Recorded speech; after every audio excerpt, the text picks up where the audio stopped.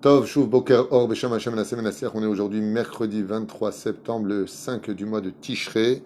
Shiur acheté sur la série maintenant, Supplication et amélioration de son judaïsme. Bezrat Hashem, que je vous conseille vivement de voir. Les Shurim à étudier toute l'année éventuellement. Shiur acheté par Agiberet Ayekara, Sandra Esther Kasuto, dédié pour la réussite de Eden Etan et de Aaron Cohen Ayakar, Shakadosh Baruch Hu, Yechatem Otam Sefer Achim Shalom, Betnaim Tovim, Beruachim, Beruchaniut, Begashmut Ad Belidai, avec tous les malades d'Israël et Nunishmat Kol Mete Israël pour cette série. On commence tout de suite. Bezrat Hashem, pour ne pas perdre de temps. On pense à tout le monde. Bezrat Hashem, grande réussite aussi pour tous nos donateurs. Que Dieu vous remplisse de bénédictions sur tous vos chemins. La lettre d'Alet, à propos, donc on est dans cette fameuse série de supplications et en même temps de chercher à s'améliorer au sein et à travers le judaïsme selon les explications de nos Chachamim pour devenir meilleur pour la prochaine année, Bezrat Hashem, et que chaque juif apprenne aussi à connaître ses erreurs, à savoir qu'est-ce qu'il doit améliorer, car très souvent on voit les défauts des autres, mais très peu les nôtres. On a souvent l'habitude de dire aux autres ce qu'ils devraient améliorer chez eux, alors qu'on devrait d'abord, comme le dit la Gemara, cachet et asmecha lefnei cachet acherim, d'abord maquille-toi avant de maquiller les autres. Avant de rendre beau les autres, d'abord cherche à te rendre meilleur toi-même. Et c'est pour cela d'ailleurs que la meilleure des réflexions que l'on puisse apporter au sein de la communauté dans laquelle on vit, c'est l'exemple personnel. Au lieu de dire constamment à la maison quoi faire et comment faire, il est préférable d'être soi-même un exemple à suivre. Parce que surtout que dans notre génération, les gens ont beaucoup de mal à accepter les réflexions. Beaucoup de mal. C'est pour ça qu'on a fini tout à l'heure en disant qu'il fallait faire très attention aux réflexions que l'on fait, qu'une réflexion qui mettait mal à l'aise ou qui ne construirait pas la discussion n'a pas lieu d'être. Chas veshalom. Zéro. On arrive dans la lettre d'Alet, donc d'Ibarnou. On va parler maintenant de la parole. Juste avant, on en avait déjà parlé, mais là, on va rentrer dans les détails. Des choses qui sont les plus graves, comme le Lachon Hara et Motzi Shem Ra. Bien entendu, quand il y a des dangers de manipulateurs ou de gens qui se font passer pour des hommes de Torah et qui enseignent faussement la Torah, c'est une mitzvah de sonner la sonnette d'alarme et de prévenir les gens qui écoutent que ce n'est pas l'enseignement de la Torah. Mais à part cela, il faut faire attention. Et la reine, on commence tout de suite sans plus tarder. Nous avons donc parlé des défauts des autres et fait de la médisance. Encore une fois, faire attention à cela. Ça, c'est interdit, formellement interdit. Mais si les enseignements ou les personnes emmènent le peuple d'Israël, ou une partie du peuple, ou même deux personnes, ou une seule personne du peuple, à l'opposé des enseignements de la Torah ou de la vérité de la Torah, c'est une mitzvah de dénoncer. Pour cela, il faut un avis rabbinique. On ne peut pas prendre, nous, la décision de dire telle chose et telle chose. C'est pour cela que quand j'entends des choses qui sont non conformes à la Torah, je dis faites attention, mais je ne donne pas de nom. Pourquoi? Je ne suis pas un tribunal rabbinique. Le tribunal rabbinique, ou le Dayan, a le droit, lui, de dénoncer. C'est son tafkid, c'est son rôle. Mais il en prend toute la responsabilité. C'est pour cela qu'on n'a pas le droit, nous, à notre niveau à nous, de donner des noms. Il faut l'autorisation d'un haut lieu rabbinique pour pouvoir prendre une telle décision, pour donner le nom. Tov, malheureusement, la médisance chez nous peut être faite de façon régulière, de mentir, de flatter, de tourner en dérision, en nous servant de notre bouche, et cela, c'est tellement imprégné en nous que nous ne pouvions plus discerner l'interdit, considéré comme une bonne action à nos yeux. Mais c'est pour cela qu'il est impératif pour l'homme de bien réfléchir avant de parler de quiconque, et c'est pour cela que mon conseil, si je peux me le permettre, c'est de ne jamais parler de personne. Sauf, encore une fois, je le redis, parce qu'il y aura toujours l'imbécile de l'autre côté qui va dire, il est marrant, lui, dans le cours d'avant, il dit, faites gaffe, il y a des gens qui se font passer pour des ceci, cela, et après il dit, il faut parler de personne. Non. D'eux, il faut parler. Des autres, il ne faut pas parler. Pourquoi? Parce que c'est une halakha. À partir du moment où tu as quelqu'un qui est messite, c'est-à-dire qui emmène les gens vers une fausse Torah pour se laisser, eux, briller sur l'ignorance des autres, c'est une mitzvah de le dénoncer. En tout cas, si tu ne veux pas le dénoncer lui parce que tu n'es pas un tribunal rabbinique, au moins de dénoncer ce qu'ils disent, qui est totalement faux et erroné. Ve'alken, tous ces gens-là doivent faire très attention, car notre bouche prend souvent l'habitude d'aller dans la direction qu'on veut lui aller.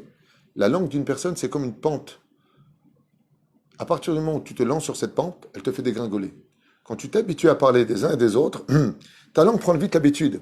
C'est comme la vulgarité. Quand tu permets à ta langue de prononcer des vulgarités, automatiquement, elle dévoile ces vulgarités à toute discussion. Elle déballe. Pardon. Les exemples qu'il donne ici, des interdits les plus graves avec la langue, la shonara, la médisance, colporter, mentir, flatter, tourner en dérision. Et là, écoutez bien, nous avons parlé à la synagogue, chose qui est strictement interdite. De qui plus est avec les tefilines. Parler de chol. Quand tu mets tes tefilines, comme j'ai souvent dit d'ailleurs à notre communauté, si vous avez les tefilines sur la tête et que le téléphone sonne, vous enlevez votre tefilines, vous allez répondre et vous remettez votre tefilines. Mais ne parlez pas avec les tefilines. Il y en a qui disent tu prends le tefilines, tu le déplaces. Et tu as quand même celui du bras. Alors, il est strictement interdit de dire une parole de chol avec les tefilines sur la tête. Nous avons parlé au milieu de la prière. Ou la chazara. La lecture du schéma Israël. Alors sachez que, al pi halacha, à partir du moment où tu commences Barechu et Hashem Vorach, tu ne peux pas t'interrompre jusqu'après la Hamida. Et malheureusement, tu entends des gens qui parlent en plein milieu de schéma Israël. Ah, Pierre, viens après moi. Roger, viens, assieds-toi. Vas-y, parle-toi. C'est assourd. Il y a des moments où on peut s'interrompre, et des moments où on ne peut pas s'interrompre. Par exemple, à partir de Baruch Shamar jusqu'après l'Amida, il est strictement interdit de s'interrompre. Et tu as des gens qui parlent. Tout ceci font partie des choses que notre bouche doit faire teshuva. Entre la bénédiction, la rédemption, bénédiction qui précède l'Amida, et pendant la répétition de l'Amida, où il est strictement interdit de parler pendant la Chazara. Interdit de parler. Nous avons parlé en plein milieu de notre étude. En pleine étude, tu t'interrompes. Et tu parles avec l'autre. Tu as coupé ton étude. Vous allez me dire, nous, Azma, c'est pas grave, il étudie, il ne faut pas être fanatique.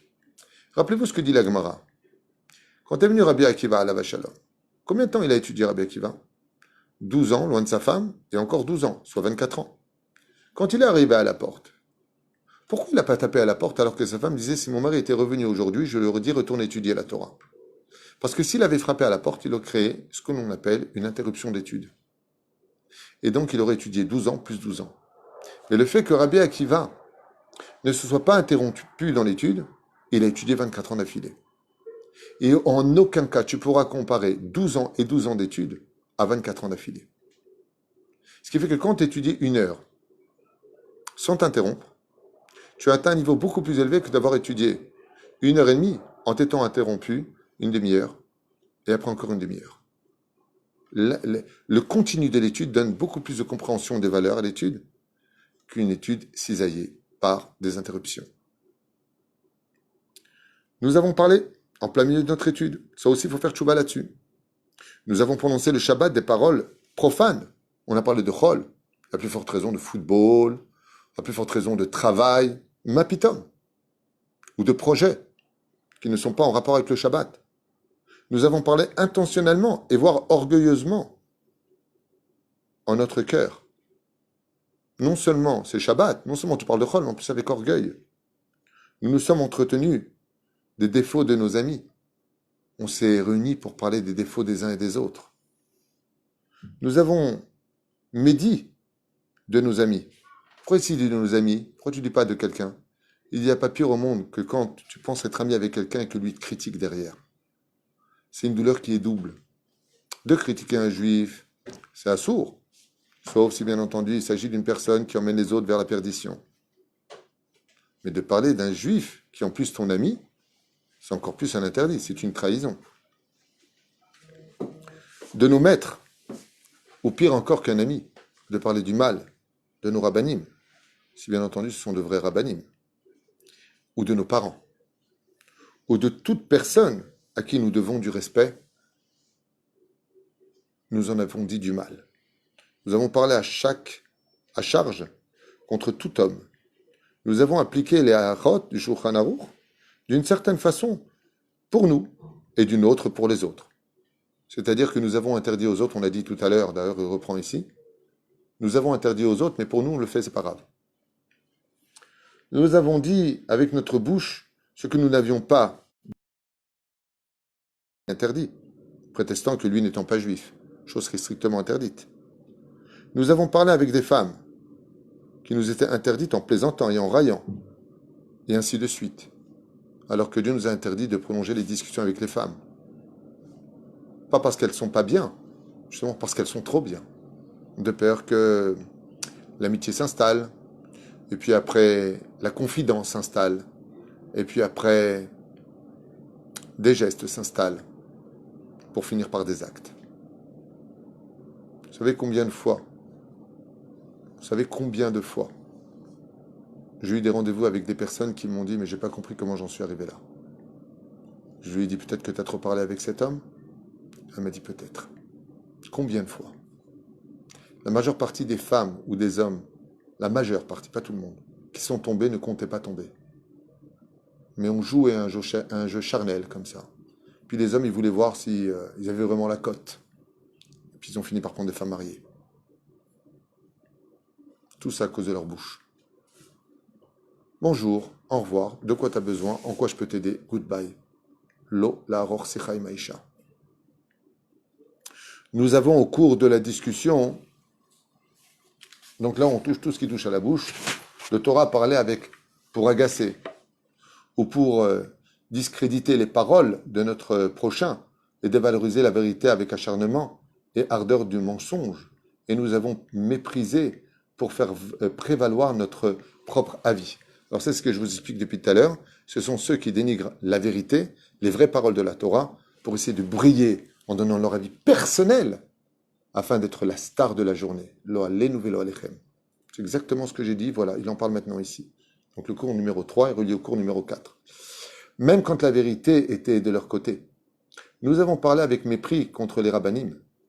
Combien il est grave de ne pas parler des grands d'Israël. Combien il est grave de ne pas parler du mal de nos rabbinim. De la première à la seconde période, ceux qui se trouvent dans la terre des vivants. Là, je n'ai pas suivi ce que j'ai dit. De la première à la seconde période, ceux qui se trouvent dans la terre des vivants, ou qui sont encore en vie. Il dit qu'on ne doit parler du mal, ni des gens qui sont morts, ni des gens qui sont vivants. Et nous avons réfuté leur dire, sans intelligence, ni moralité, ni crainte de Dieu. Nous avons parlé le Shabbat d'affaires, de marchandises et de grains. Voilà comment finit la lettre d'Alet sur les supplications et les améliorations. En d'autres termes, fais très attention à ce que sort ta bouche, car tu peux détruire le monde et on voit qu'aujourd'hui, le membre principal qui est puni, c'est cet air qui est sorti de tes poumons pour s'exprimer par ta bouche, puisque le virus, dans cette génération, touche ces deux membres particuliers, qui sont les poumons et la bouche. À la veille de ce Yom Kippourim, on doit tous prendre sur nous, Bezrat Hashem, d'ouvrir un peu plus nos oreilles vers les améliorations à suivre et de fermer notre bouche vers les dégradations déjà faites.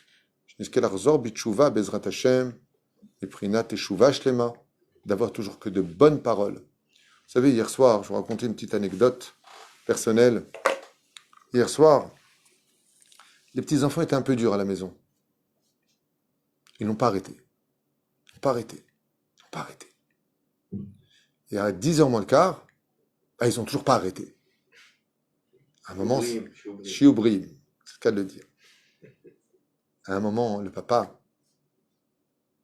se lève et il dit, de façon légitime à un de ses enfants, « Tais-toi, maintenant je ne veux plus t'entendre. » Alors je suis parti le voir et je lui ai dit, « Tu sais, Tzadik, ce que tu as dit, tu avais le droit de le dire. Il fallait juste rajouter un mot. » Il me dit, « Lequel ? » ?»« Ce soir. » »« Je ne veux plus t'entendre ce soir.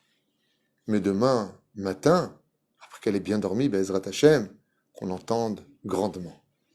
Fais attention à la parole, je lui ai dit. Je ne veux plus t'entendre. Chazve Shalom, dit le Ben Ishra, et ça peut provoquer que tu n'entends pas. Fais attention. Quand des fois tu viens et que tu dis, j'ai pas de boulot, il n'y a rien à faire, j'ai pas de mazal. Tu peux condamner, coincer ton mazal à cause de ça. Quand une femme a 39 ans, 40 ans, et qu'elle dit, de toute façon, moi je me marierai jamais, tu peux... Il n'y a pas de désespoir. Ce matin, une grande personne, qui s'appelle Martine, m'a envoyé un très beau message d'une femme désespérée qui, après 7 années, condamnée par tous les systèmes médicaux, ne pouvait pas avoir d'enfant.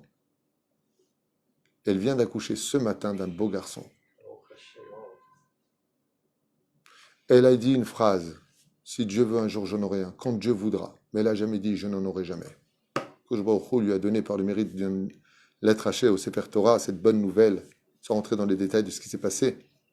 Mais faites très attention, à partir de ce Yom Kippourim, à partir d'aujourd'hui, Bichlal, que tout ce qui sorte de votre bouche soit que du bonheur, de la bénédiction et du miel. Vous voulez une vie de miel, Rosh Hashanah, Tova ou Metuka? Vous voulez la pomme dans le miel? La pomme et le miel, ils se consomment par quel biais? Par quel membre? La bouche. Alors si tu veux avoir une vie de miel, sors du miel de ta bouche et arrête d'envoyer les abeilles pour piquer les autres. Baruch Adonai l'olam amen ve'amen.